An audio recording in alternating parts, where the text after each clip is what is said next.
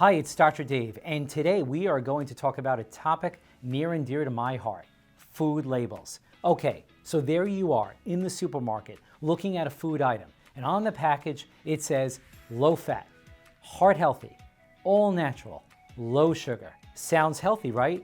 Not so fast. Time to look deeper. Okay, the first rule in evaluating a food product is to not trust the terms on the packaging. Rather, turn the product around and look at the label, which is going to give you clues as to how healthy a food really is. So let's talk food label reading 101. I am going to teach you how to read a food label in just a couple of minutes. When looking at the label, the first and probably most important item to look at is right there at the top of the label, the serving size and calories. Pay attention to serving size. It is really important. For example, if we look at a label on a cereal box and see that the product claims to have 170 calories, 16 grams of sugar, and 1 gram of fat per serving, or 1 cup, we assume that that's what we're getting. Now, most people I know, including myself, will not measure out and eat only 1 cup of cereal. Rather, we just fill the bowl, which is typically 2 to 3 cups. So going back to the above, if you're like most people, after pouring your cereal into a typical bowl, you will normally have approximately 3 servings. So one typical bowl of this cereal will contain 510 calories, 3 grams of fat, and 48 grams of sugar, or the equivalent to 12 teaspoons of sugar. Wow, 12 teaspoons of sugar for breakfast. Doesn't that sound healthy? Next, on the label, look at the fat. Not all fat is bad. And in fact, I wouldn't get hung up on the amount of fat as much as the quality of fat. What is more important is the type of fat.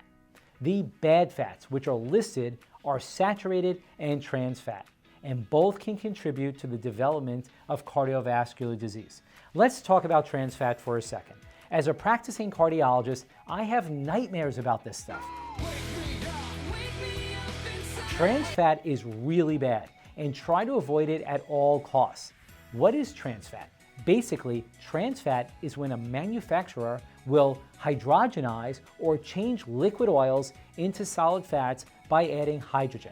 Why do they do this? So the food doesn't spoil and its shelf life will be longer. So pay attention to the amount of trans fat. A couple of circumstances exist when manufacturers can hide the presence of trans fat. First, a food label that indicates 0 trans fats means the product has less than 0.5 grams of trans fat per serving. So a product can have trans fat even though they advertise it as no trans fat. For example, you may have a 0.4 gram of trans fat per serving, but then the item can contain 100 servings. So that's actually 40 grams of trans fat when the label advertised that product is having no trans fat. Second, if a label has the 3 feared words partially hydrogenated oil in the ingredients, then it has trans fat. Okay, next on the label, sugars. I see right here it says I shouldn't have given you sugar. This one is critically important. Sugar is considered by many food experts to be the most deadly item in the American diet and a large part of our growing pre-diabetic and diabetic epidemic, affecting approximately 1/2 of the American population. Therefore, the less sugar, the better. Here's a quick tip. Divide the grams of sugar by 4, and that is the number of teaspoons per serving. For example, if a serving has 40 grams of sugar, then we divide 40 by 4, and we find out that it contains 10 teaspoons of sugar. And finally, the ingredients. This is where the devil is really in the details. First, remember, the earlier an ingredient is listed on the list of ingredients, then the larger the amount of that ingredient in the food product you're about to eat. In fact, a very useful way to view the ingredients is to quickly scan the first 3 ingredients because that is most of what you're about to eat. If the first 3 ingredients has the words sugar or hydrogenated oils, then stay away. Some additional tips when it comes to looking at the ingredients. If you can't pronounce it, then you probably shouldn't eat it. Words like maltodextrin, potassium bromate, and butylated hydroxyanisole.